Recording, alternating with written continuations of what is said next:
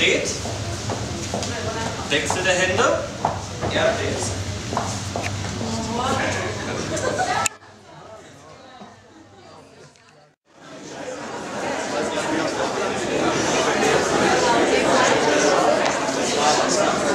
Ja, schön.